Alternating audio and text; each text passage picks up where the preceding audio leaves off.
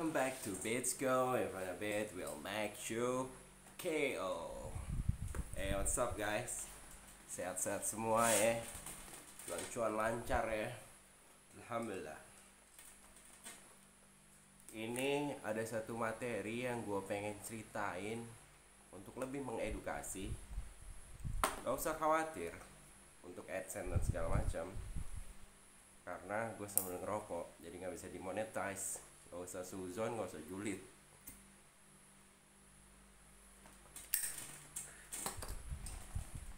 Hal kali ini berhubungan dengan dunia per-McLarenan, ya nggak? Jual beli mobil ala-ala mediator, ala-ala middleman, ala-ala orang tengah yang nggak banyak orang awam tahu. Jadi kali ini gue mau mengedukasi satu poin yang sebelumnya gue mau disclaimer dulu di awal bahwa ini tidak ada hubungannya dengan orang tertentu atau siapapun, tapi berdasarkan pengalaman pribadi gue dan untuk knowledge kalian supaya nggak terjadi hal yang sama. Kita mulai dari sebuah kata yang kita sering sebut dalam dunia McLaren, codot. Oke. Bagi orang awam yang mendengar kata codot mungkin nggak paham apa yang dimaksud dengan codot. Tapi untuk bagi pelaku dunia jual beli mobil khususnya McLaren, paham sekali apa arti kata tersebut. Jadi yang gue pelajari di dunia per McLarenan, banyak cara-cara curang, licik, culas dilakukan oleh oknum. Kita nggak bisa pukul rata karena nggak semuanya begitu. Tetapi untuk orang yang pernah mengalami, entah gue ataupun kalian, pasti tahu apa yang gue maksud.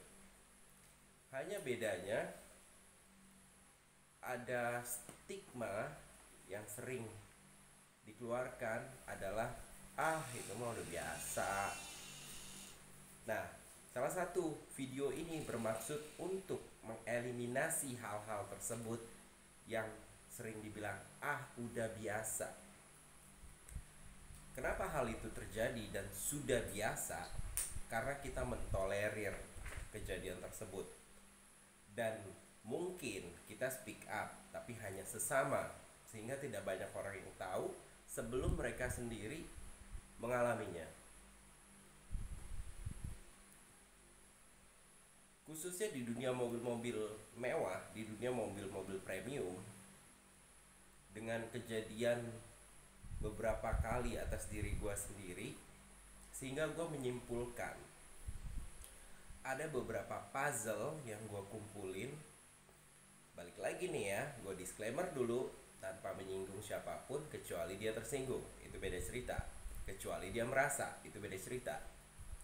Tapi ini video murni khusus untuk edukasi teman-teman yang lain yang belum pernah kejadian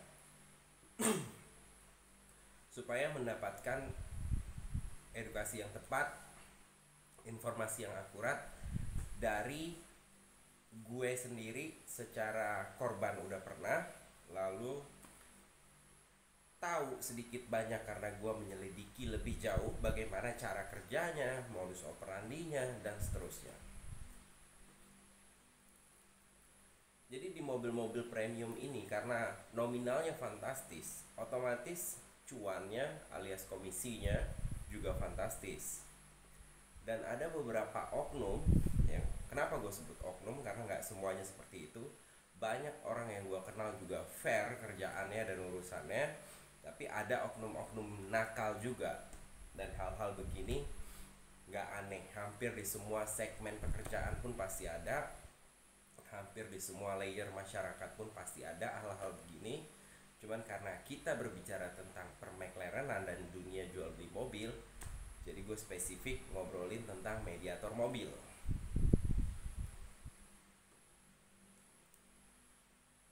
Modus operandinya rata-rata sama. Kita mulai dari yang terbasic dulu. Pertama, Di saat kita menyiarkan sesuatu atau kita menginformasikan sesuatu, sebuah mobil, satu unit mobil dengan harga yang masih lumayan relatif tinggi, hal pertama yang akan mereka lakukan adalah mengiyakan angka tersebut. Tujuannya apa? Tujuannya untuk mendapatkan trust kita bahwa angka mereka sanggup atau kuat, kalau dalam istilah kita. Setelah hal itu dilakukan, kita akan turun lagi ke bawah. Ini berdasarkan rundown ya. Jika kita memang tidak yakin sama orang tersebut, lebih baik kalian kawal transaksi tersebut. Dalam kesalahan gue ada istilahnya lempar DO, yaitu melepas apa adanya hanya berdasarkan trust. Dan itu sudah terjadi sejak lama peristiwa tersebut. So, jangan baper. Lalu mereka akan minta Sherlock, yang mana kita akan mengupayakan itu. Entah biasanya kita ada orang lagi di belakang kita, atau kita langsung direct owner, yang mana kita akan menginformasikan hal tersebut ke orang di belakang kita yang ke direct owner, atau kita langsung calling si owner untuk melakukan janjian atau appointment kapan dan di mana kita bisa mengecek mobilnya. Orang yang tadi setelah kita kasih Sherlock dan segala macam, modus operandinya akan langsung meluncur ke lokasi lalu mengecek beberapa hal yang biasanya kalau ada gelagat aneh-aneh, mereka stop menginformasikan apa yang sedang terjadi di lapangan. Setelah mereka laporkan mereka sudah sampai, mereka akan stop melakukan komunikasi sama kita kalau memang mereka sudah berniat melakukan hal-hal yang sudah ingin disetting. Lalu terjadilah di sana percakapan dengan owner atau si pemilik. Entah mereka dealin harga atau mereka masih bernegosiasi, itu akan mengalir begitu saja layaknya sebuah ritual yang sering kita lakukan pada saat kita mengecek mobil. Jika memang mereka murni berniat ingin mengelabui sesuatu, mereka sampai bisa di titik berkoordinasi sama pihak pemilik, alias kong kali kong kalau bahasa kita. Mereka akan memola dengan berbagai cara. Mereka akan berbicara seolah-olah andai begini akan begitu, andai begitu akan begini. Dan kebanyakan pihak owner tidak mau pusing dengan hal tersebut, karena yang mereka ingin lakukan adalah menjual mobil mereka dan laku dengan sesuai harga yang mereka minta. Setelah hal itu terjadi, kalau ini kita bicara melibatkan beberapa orang, akan muncul orang-orang baru. Ini kalau secara modus operandi yang gue baca dengan apa yang terjadi sama gue, orang-orang baru yang akan menghubungi kita atau mencari informasi lewat jalur lain bagaimana cerita unit ini dan bagaimana tentang harga dan segala macamnya, sehingga muncul orang-orang baru ini seolah-olah tidak tahu menahu apa-apa dan pura-pura memang mereka sedang mencari informasi layaknya mediator biasa. Setelah apa yang ingin mereka lakukan hampir tercapai, modus yang dilakukan berikutnya adalah mereka membatalkan deal-dealan dengan kita atau apapun janji mereka sebelumnya dengan kita, dengan dalih bla bla bla bla bla. Entah harganya nggak cocok, entah mobilnya nggak cocok, entah ada minusnya dan segala macamnya.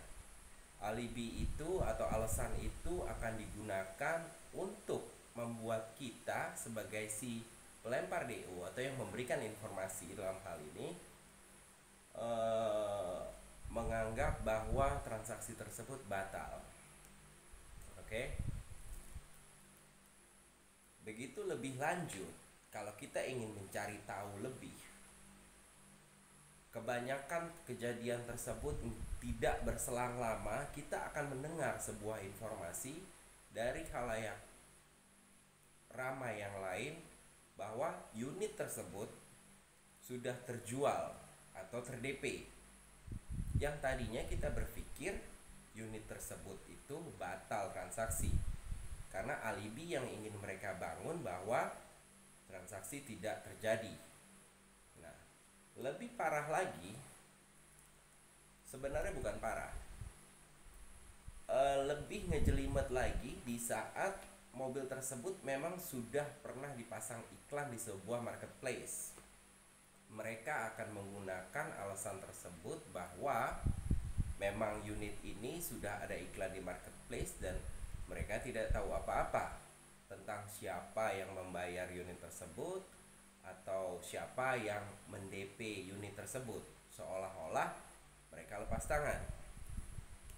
Tapi jika kita pintar memaknai, maka kita cukup bilang bahwa apa yang mereka jalankan itu berdasarkan dari buah kerja kita. Karena kalau mereka menemukan iklan tersebut di marketplace lebih dulu, maka mereka tidak perlu kita dari awal. Itu yang harus kita pahami. Jika kamu baca lebih jauh, memang pola ini sangat terstruktur, rapi, dan semua orang playing innocent, alias tidak tahu menahu dan tidak bersalah, lalu tidak interest dengan hal-hal tersebut, padahal ada kemungkinan besar ini semua terkait. Walaupun kalian tidak bisa menuduh, andai pun kalian punya bukti ini dan itu, hal ini hanya akan disebut seperti yang gue omongin di awal. Itu mah udah biasa. Tujuan gue bikin video ini salah satunya gue gak pengen dengar lagi kata-kata ini mah udah biasa, karena kita mentolerir kejadian tersebut. Nanti akan muncul nama si A, si B ternyata terkait sama si C, si D nanti kalau kita urut lagi ke bawah ada si E, ada si F. Walaupun tidak terstruktur secara organisasi, tapi kalau gua mau ngomong kasar, ini sedikit terstruktur. Dan memang kalau sudah sering dilakukan akan terdengar atau terlihat seperti sebuah sindikat yang menghalalkan segala cara untuk mendapatkan unit-unit yang mereka incar. Karena ke diri gue pribadi aja, gue pernah mengalami beberapa kejadian, dan itu semua mobil-mobil atau unit-unit yang prestisius. Kenapa gue sampai bisa ngomong? Karena kejadian terhadap diri gue sendiri. Walaupun di saat kita nge-push pun akan keluar sumpah ataupun hal-hal yang berani mereka katakan untuk mereka membela diri atau tidak dicurigai. Tapi untuk pelaku jual beli mobil, khususnya McLaren, hal ini sebenarnya sudah menjadi ranah umum yang sifatnya sama-sama tahu, yang sifatnya ditolerir karena tidak ingin ribut atau males memperdebatkannya. Kalau kita ambil line itu nggak ada masalah, rezeki di tangan Allah. Kalau emang hak kita nggak akan ketukar. Tapi poin yang ingin gue sampaikan adalah kita sebagai pelaku mobil yang merasa fair ini akan dirugikan secara sepihak. Dan banyak korban-korban yang silent victim, yang mereka hanya bisa nelen, gondok, dan seterusnya. Tapi sumpah serapah di hati kecil mereka hanya Allah yang tahu, hanya Tuhan yang tahu. Oh, kenapa lu kayaknya terdengar banget religius? Bukan religius, tapi kalau kita bicara rezeki, memang sifatnya itu gaib, dan gaib itu adalah religius. Kalau kita mengimani sesuatu, beda dengan oknum-oknum yang menghalalkan segala cara ini Mereka nggak peduli dengan cara apa mereka mendapatkan uang. Mereka sudah nggak mau pusing dengan hal itu, apalagi sudah dilakukan secara terus menerus, sehingga kalau bahasa Bosman, muscle knowledge-nya udah merekam kejadian itu berkali-kali, sehingga menjadi sebuah habit, kebiasaan buruk yang dianggap ya emang kayak gitu, emang kenapa. Nah, buat kalian-kalian yang belum pernah ngalamin, amit-amit jangan sampai, mungkin edukasi atau cerita ini sedikit membantu, karena kalau kalian jeli melihat struktur, karena balik lagi, sebuah permainan yang ditutup-tutupin, apalagi dimulai dengan kebohongan, itu akan harus selalu ditutup dengan kebohongan yang lain, apapun segmennya, nggak mesti mobil. Tapi karena dalam hal ini kita membicarakan mobil, kalian harus jeli melihat orang-orang yang punya habit seperti ini, dan lebih baik kalian tandain untuk tidak terulang kedua kalinya, atau ketiga kalinya, atau keempat kalinya. Nah, lebih baik nol sama sekali daripada harus mempercayakan sesuatu yang kalian harapkan, apalagi itu besar nominalnya kalau di mobil premium, kepada orang yang salah. Gue nggak ingin memprovokasi apapun, karena hal-hal ini semua pelaku mobil sudah sama-sama tahu. Cuman yang ingin gue ceritain cuman modus operandinya, cara-cara seperti itu. Mereka akan mengiyakan angka kita, mereka akan minta Sherlock, mereka akan pura-pura mundur, mereka akan pura-pura nggak deal, tapi besok lusa unit itu hilang, dan seolah-olah nggak terjadi apa-apa, nggak tahu apa-apa. Apalagi sampai unit ini ada di marketplace. Itu pun aja, kalau kita mau menggali lebih jauh, hal-hal seperti ini aja masih bisa dilakukan atau direncanakan. Andai ini unit belum naik iklan atau ada di marketplace, hal itu bisa dilakukan di detik-detik terakhir, hanya untuk menyiapkan alibi bahwa unit ini nantinya akan laku lewat marketplace. Di luar hati kecil mereka tahu atau menolak, itu beda cerita. Tapi alibi-alibi yang ingin disiapkan ini seolah-olah smooth. Tapi buat lo yang udah sering ngalamin, lo akan membaca pattern ini, lo akan membaca pola yang sama.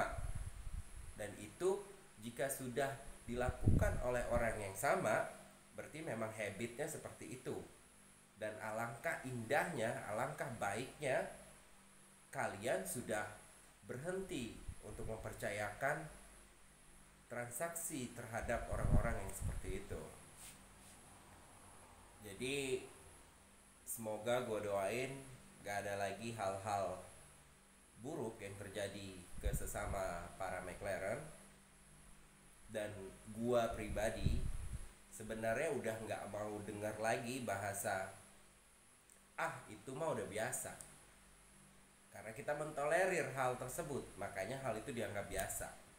Tapi kalau kita udah sering speak up, kita udah sering ngomongin hal-hal begini, dan kita udah nandain beberapa oknum nakal yang tadi, mungkin kejadian-kejadian seperti ini nggak akan ada lagi di kedepannya. Walaupun memang jual beli mobil ini, khususnya para mediator McLaren yang ada di jalanan dan di lapangan, memang penuh dengan trik dan intrik. Jadi tipu sana tipu sini udah biasa, sikut sana sikut sini udah biasa, tikam sana tikam sini udah biasa. Dan ini pun dilakukan oleh oknum. Kita nggak bisa pukul rata semuanya, karena masih banyak juga orang-orang yang gua kenal khususnya melaksanakan dengan fair dan dengan tanpa menimbulkan kejadian atau prasangka buruk apapun. Jadi kuncinya satu, kalian jangan pernah percayain untuk directin unit kalian ke seseorang yang kalian gak yakin. Lalu yang kedua, orang-orang atau oknum-oknum ini memang sudah terbiasa melakukan hal seperti ini, jadi mereka sudah punya banyak cara dan sudah punya banyak jaringan. Yang ketiga, pinter-pinter kalian untuk mengendus, ya, atau apa istilahnya ya, ya prevention lah, pencegahan. Kalau memang kalian gak yakin, mendingan jangan. So, kita akan bahas lagi di next video apa-apa yang bisa menjadi concern kita untuk menghindari hal-hal yang tidak kita inginkan dan tidak menimbulkan kericuhan apa-apa sesama para McLaren di lapangan, khususnya dijual beli mobil, entah itu mobil Jepang, mobil Eropa, mobil premium, karena semua punya marketnya sendiri, semua punya core-nya masing-masing, punya grupnya masing-masing, sehingga jika link kalian sudah luas, dengan mudah kalian akan menyusun puzzle-puzzle ini. So, balik lagi, untuk terakhir kali ya gue bilang secara disclaimer, tidak ingin menyinggung siapapun, tapi jika kalian merasa tersinggung, ya berarti memang habit kalian seperti itu. Dan saya khususnya atau kami akan meredam tindakan-tindakan tidak terpuji seperti itu semaksimal mungkin. Dengan persaudaraan kita yang kuat di jalanan, dengan pertemanan kita yang solid, insya Allah kita bisa ngeredam hal-hal begitu. Karena uang bukan segalanya, tapi kalau silaturahmi lu jangka panjang, orang akan mengingat lo bukan karena transaksinya atau karena uangnya, tapi bagaimana kedekatan lo sama dia di lapangan, di jalanan, sampai lo kesandung suatu daerah pun lo bisa kontak teman-teman lo yang ada di dekat-dekat situ. Itu adalah bentuk syafaat dari sebuah silaturahmi. So, gua Gamblek pamit. Wassalamualaikum. See you on the next video. No baper, ingat. Salam McLaren.